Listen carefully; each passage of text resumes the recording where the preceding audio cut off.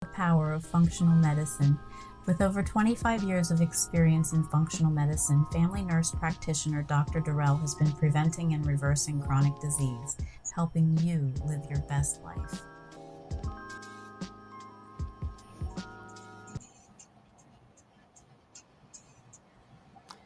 Hey everyone, this is Durrell Handwerger, family nurse practitioner, founder of South Florida Integrative Health Center. The main mission of South Florida Integrative Health Center is to prevent and reverse chronic diseases. And that's why this episode of the Power of Functional Medicine podcast is so important, because it's about longevity and the biomarkers of longevity. And how do we put together the whole picture of health, including measuring these biomarkers, so we know that we can prevent aging and reverse these, prevent the problems with aging more quickly. And this is what we want to do. And this is going to be what the power of functional medicine is, because functional medicine asks why. So it's important to remember to like and subscribe and to make sure you follow all of our episodes. So biological versus chronological aging. And what that is all about is, how do we age better? And there is this more rapid aging and slower aging in a much better fashion. So we know age is just, if it's not just a number, it's how you feel, what your symptoms are, how you feel day to day, not just number you are on the calendar. And this is what chronological versus biological aging, because someone could be a certain age, but they feel much younger. Our goal is to help a person feel younger, but age better as well. So what's all these aging better, biomarkers of aging? So you see in the research, you could see numerous articles studying what causes us to age more rapidly. In this article, this recent article talked about pregnancy and how that can be an example of aging more quickly, because many of the processes in pregnancy can be studied as an example of aging. So you see in this article, it talks about blood becoming more thick, more coagulated, talks about inflammation, this state of inflammation that continues and causes more problems in the body. It talks about what happens at the cell level, oxidative stress, where the cells are getting damaged because there's not enough antioxidants. And it goes on to also describe a very important factor, which is the gut microbiome. The bacteria in our gut can affect, in this case, how estrogen is getting recycled and not getting removed properly from the body. And we know that the gut microbiome has so much research about aging, how to prevent aging. Many of the biomarkers of aging are done on comprehensive stool tests. Doing these stool tests and measuring markers on these tests that can be indicative of aging more rapidly, of good health. So the gut microbiome and aging and biomarkers are key. And we see, as an example, on one of our gut microbiome tests, using very highly accurate quantitative PCR testing. So we can see the overgrowth of bacteria that are normally in the gut, but when they're overgrown, they can cause inflammation. They can cause aging more rapidly, stimulating the immune system. So on this test, and part of this research showed that estrogen can get recycled. How do we measure that as a biomarker? We measure it on this stool test. It's called beta glucuronidase. You can see it near the bottom of that page. And if that's elevated, that's going to show we're going to show estrogen being recycled, a very important biomarker.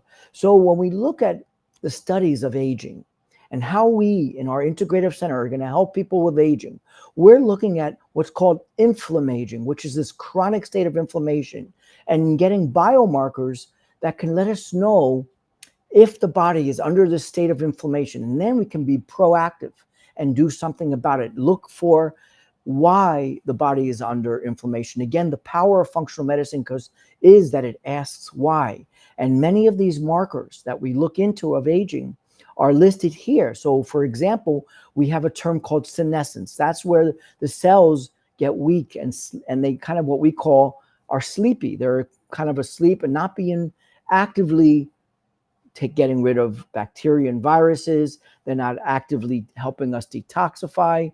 They're just sleepy, and that's called senescence. Then we have this process called apoptosis, where we want to remove these cells that are not so well. These are processes in the body that don't function as well, that we want to improve. And that is part of where integrative medicine is taking the best of both worlds: conventional medicine, where you have to know how to diagnose and how to look at labs, but know how to look at labs with the right perspective, not just from a disease perspective, not just looking only at a diagnosis, but looking at prevention, getting to the problem ahead of the game so we can take steps to be proactive to reverse chronic diseases. And we see here what's such an important factor in chronic disease is heart disease, the number one killer. And that's why at our Integrative Medicine Center, we want to be proactive when it comes to heart disease. We're looking at all the underlying risk factors, and that has a lot to do with what's, as you see here, what's called endothelial dysfunction. And what that means is the arteries get more stiff. They become less flexible. That's when blood pressure increases. That's when we begin this process of plaque being built up. We have calcified, we have soft plaque, which is not calcified yet, but we want to be ahead of the game and know when there's soft plaque so we can begin to reverse that. Know when there's calcified plaque and get to these underlying causes that's making this plaque, creating this plaque, which is inflammation, the immune response, insufficient, low levels of vitamins and minerals, and really be proactive. And a major part of that is the gut microbiome. When there's bacteria that is overgrown, again, these are normal bacteria in the gut, but they become overgrown, they become opportunistic, inflammatory, and that also contributes through this term called LPS, lipopolysaccharides, which are these overgrowth of bacteria that are normally in the gut, but now they're causing havoc because they're overgrown. It's important to measure those on these microbiome stool tests and really put it together with a complete picture of these blood tests so we know we can get to root causes of what's causing plaque in the arteries. A very, very important way to reduce the risk of heart disease, to improve longevity.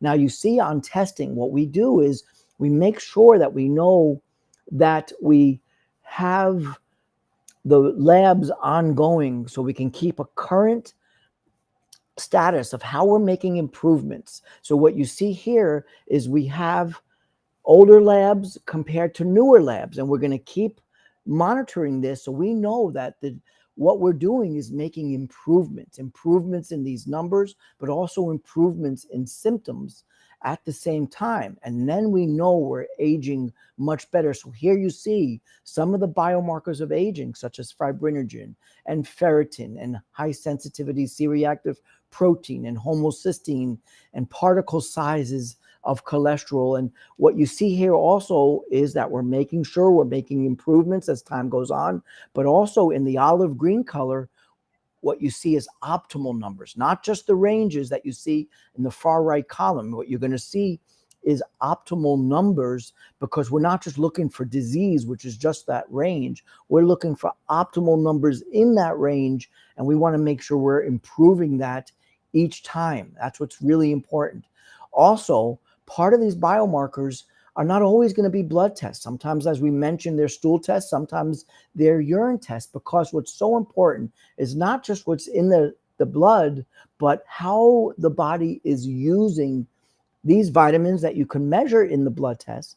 But how is the body using these nutrients? How are these nutrients, these vitamins and minerals being absorbed, being used by the cell? That's what's so important. And that is what's going to help us with aging better, not just measuring these vitamins and minerals in the body through blood tests, but how they're being used by the cell. Sometimes then we need, and as an example on the left, these urine tests that's going to show us B vitamins. They're going to show us glutathione.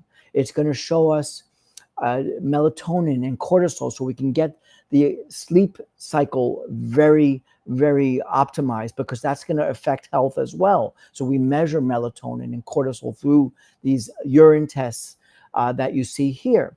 We also measure this this 8-OH dihydroxyguanosine, which you see at the very bottom of the page, and that is a marker of DNA oxidative stress. Again, it can be damaged. Our cells can be damaged. We want to be aware of that so we can then provide antioxidants. We can be proactive with anything that's damaging the cells. And that marker can really help us be aware of that. And another important biomarkers of aging is muscle and sarcopenia, losing muscle. So what we do is very accurately through bioelectrical impedance, not just measure body fat. That doesn't tell us what we really need to know. We need to know exactly the lean, dry mass of muscle compared to the fat.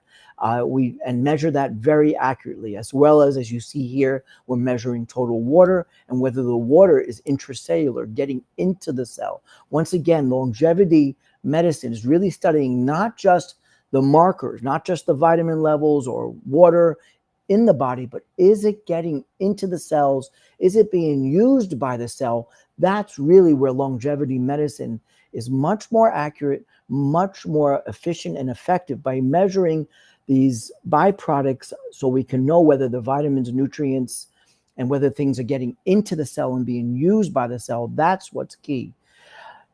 So what's so important is now with lifestyle is to combine it all, like make sure the movements, every way that we're moving is going to be the way our body wants to do. Sometimes exercise can be too much. It can provide too much oxidative stress. It can be too demanding on the body and lower the immune system. Sometimes a person needs a different type of way of moving and exercise. And here you see there's different components where integrative medicine comes in and puts the whole picture together when it comes to sleep and stress, when it comes to movement and exercise, when it comes to diet and food as medicine, and then when it comes to using targeted nutrients.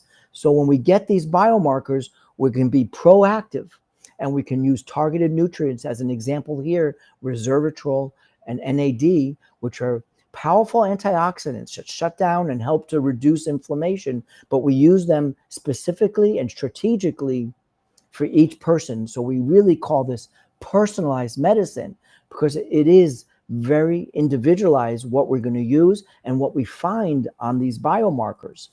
So aging can be done in a very healthy way, in a very optimal way. So therefore, our number on our calendar doesn't have to be how we feel.